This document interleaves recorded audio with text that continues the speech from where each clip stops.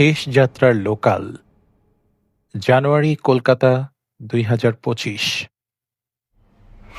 গড়িয়াহাট ফ্লাইওভারের নিচে রাত ২:৩০টার পর হঠাৎ একটা নতুন প্ল্যাটফর্ম দাঁড়িয়ে যায়। এই প্ল্যাটফর্মটা কেউ বানায়নি। কেউ এত অদ্ভুতরে এইরকম একটা প্ল্যাটফর্ম চোখেও দেখেনি। দিনে কোনো চিহ্ন খুঁজে পাওয়া যায় না এই অদ্ভুতরে প্ল্যাটফর্মের, কিন্তু রাত হলেই প্ল্যাটফর্ম 8.5 হাজির। লাইটগুলো আধা বোঝা, মেঘে ঢাকা চাঁদের আলো এসে জং ধরা রেললাইনগুলোতে কাঁপতে থাকে। প্ল্যাটফর্মের এক কোণে একটা বোর্ড, আর সেখানে লেখা শেষ যাত্রার লোকাল, শুধুমাত্র এক পথের টিকিট। কেউ জানে না এটা কোথায় যায়, রেলওয়ে যাত্রীরাও পর্যন্ত জানে না। আর এই রেলওয়েটা গুগল ম্যাপেও কখনো খুঁজে পাওয়া যায় না। তবু কখনো সখনো রাতের রাস্তায় অভুক্ত হয়ে পড়ে থাকা ছিন্নমূল মানুষগুলো দেখেছে। কালো কোচওয়ালা একটা লোকাল ট্রেন কুয়াশা ফুঁড়ে এসে থামে সেই ভুতুরে প্ল্যাটফর্মের কাছে, আর এসেই যাত্রীদের যেন গিলে খেয়ে চলে যায়। ঠিক এমনই এক হতভাগা যাত্রীর নাম আর্য। পেশায় একজন ডিজাইনার, ভীষণ বুদ্ধিমান, চটপটে, কিন্তু সাম্প্রতিককালে সে গুরুতর কিছু ডিপ্রেশনে ভুগছে। তার বহুদিনের লালিত প্রেমের একমাত্র সাক্ষী প্রেমিকা ঋতুপর্ণা সুইসাইড করেছে কিছুদিন হলো, যার জন্য সে নিজেকেই দায়ী মনে করছে। সে এক রাতে গড়িয়াহাট দিয়ে ফিরছিল। মাথা ঝিমঝিম করতে করতে হঠাৎই দেখে ফ্লাইওভারের নিচে লেখা প্ল্যাটফর্ম 8.5, আর লোকাল ট্রেন দাঁড়িয়ে আছে ফ্যাকাশে কুয়াশার মাঝে। সে হঠাৎ থমকে দাঁড়ায়, ভীষণ অবাক হয়ে যায়।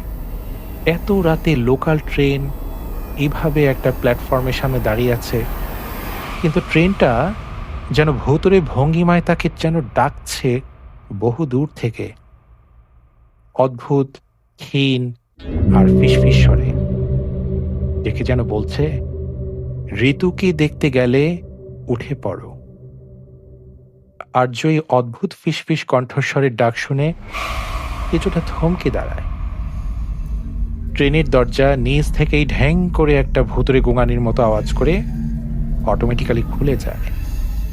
আর আর্য কোনো আগপাচ কোনো কিছু চিন্তা না করে উঠে পড়ে ট্রেনের কোচে।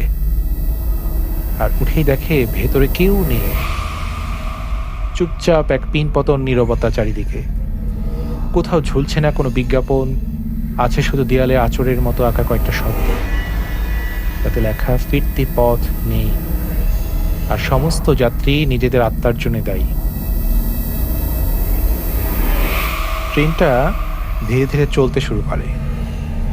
সময় পেরিয়ে যায়, মিনিট পেরিয়ে যায়, ঘন্টা পেরিয়ে যায়, কিন্তু এই ট্রেনটা স্টেশন পেরোয় না। জানলা দিয়ে আর্য বাইরের দিকে তাকিয়ে দেখে কলকাতা শহরটা যেন আর নেই। তার বদলে কেবল ধোঁয়া, অন্ধকার, আর যেন ডুবে যাওয়া রাস্তার মতো কুঁচকে থাকা অজস্র ছায়া ঘুরে বেড়াচ্ছে। সময় সময় কোথাও শোনা যায় টুক করে মানুষের হাড় ভাঙার শব্দ। হঠাৎ এক বৃদ্ধ এসে হাজির, আর এসেই সিটের কোণে ধপাস করে বসে পড়ে সে। আর্য ভীষণ অবাক হয়ে তাকে জিজ্ঞেস করে, কি আপনি কোথায় উঠলেন? বৃদ্ধ মুখ তুলে বলে, আরে আমি তো নামছিলাম। তার চোখে অস্পষ্ট ছায়ের মতো যেন এক শূন্যতা,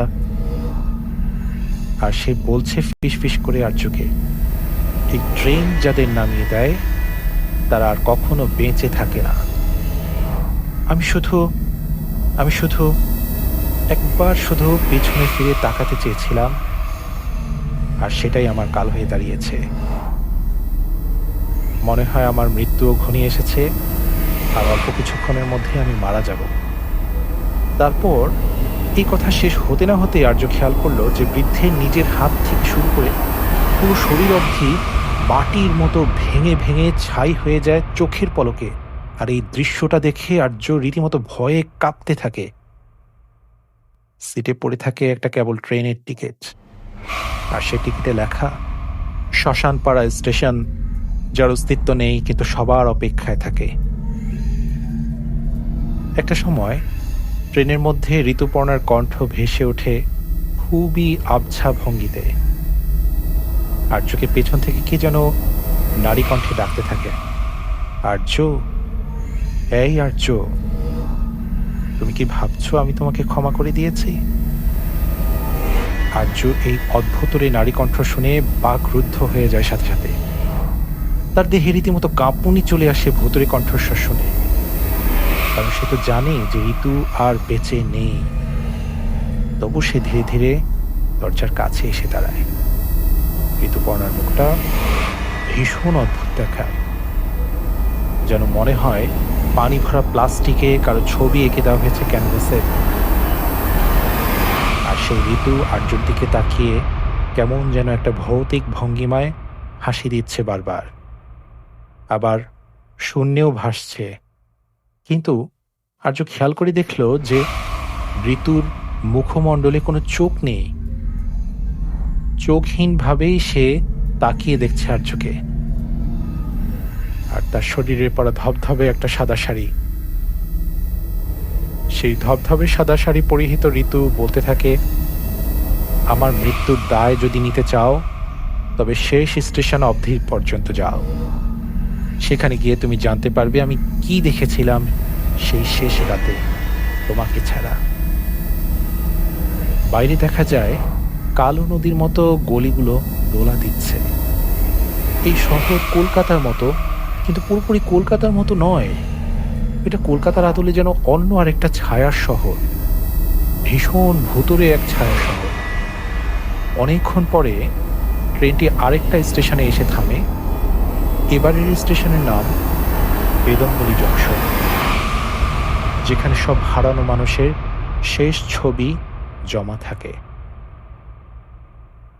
আর্য কৌতূহলবশত সেই স্টেশনে নেমে পড়ে, আর নেমেই দেখে একটা ভয়ঙ্কর ভুতুড়ে প্ল্যাটফর্ম। আর সেই প্ল্যাটফর্মের দেয়ালে যেন শত শত নিষ্পাপ লোকদের মুখ থুবড়ে সেঁটে আছে দেয়ালের সাথে, যেন কাউকে খুঁজছে তারা, যেন কেউ তাদের নাম ধরে ডাকলেই সেই সেঁটে দেওয়া দেয়ালের মধ্যে থেকে পুরো শরীর পর্যন্ত বেরিয়ে আসবে সেই নিষ্পাপ লোকগুলো। দেয়ালের মাঝামাঝি হঠাৎ একটা জায়গায় আর্যর চোখ আটকে যায়। আর্য খেয়াল করে দেখে সেটা আর কারো নয়, সেই মুখাবয়বটা ঋতুর। ঋতু সেই সেটে দেওয়া দেয়ালের মাঝ থেকে ফিস ফিস করে বলতে থাকে, তুমি তো আমাকে বাঁচাতে পারতে আর্য। তুমি যখন ফোন ধরনি, আর আমিও নিজেকে বাঁচাবার শেষ চেষ্টা করেও ব্যর্থ হয়েছিলাম, তোমার প্রাক্তন স্ত্রী কিন্তু আমাকে বাঁচতে দিল না। ধারালো ছুরি দিয়ে একের পর এক আঘাতে আমায় নির্মমভাবে হত্যা করেছে সেই রাতে। তুমি সবটা জানতে, সবটা, যে দেবলীনা একদিন প্রতিশোধ নেবে তোমার আর আমার উপর। আর সবকিছু জেনেও তুমি সবকিছু জেনা থাকা সত্ত্বেও কেন আসলে না সেদিন আমায় রক্ষা করতে? আমি কি অন্যায় করেছিলাম তোমার প্রতি যে তুমি আমাকে বাঁচাতে আসলে না সেদিন সেই রাতে? আর্য এই কথা শুনে হাঁটু গেড়ে বসে পড়ে। কথা বলার বাক শক্তি সে হারিয়ে ফেলে। আর্য চোখ বেয়ে অঝোরে পানি ছড়তে থাকে। সে হাত বাড়িয়ে দেয়ালটা ছোঁয়ার চেষ্টা করে, কিন্তু দেয়ালটা তরল হয়ে যায়, আর তার ভেতরে ঢুকে যায় আর্যর পুরো শরীর। আর্যর দেহটা গলতে গলতে গলতে গলতে একেবারে ঋতুর পাশেই আরেকটা মুখাবয়বের রূপ নেয়। এবার সেই থেমে থাকা ট্রেনটা আবার যাত্রা শুরু করে, বাঁশি বাজায় আর নতুন যাত্রী নেওয়ার ডাক দেওয়া শুরু করে। আর প্ল্যাটফর্ম 8.5 আবার গায়েব হয়ে যায় শহরের ব্যস্ততার ভিড়ে। পরের দিন সকালে গড়িয়াহাটের পুলিশ খুঁজে পায় একটা পুরনো লোকাল টিকিটের গায়ে লেখা বেদমগুলি জংশন, সিঙ্গেল জার্নি অনলি, এবং কারো কোনো নাম লেখা নেই তাতে। সেটা এমনই এক ভুতুড়ে টিকিট।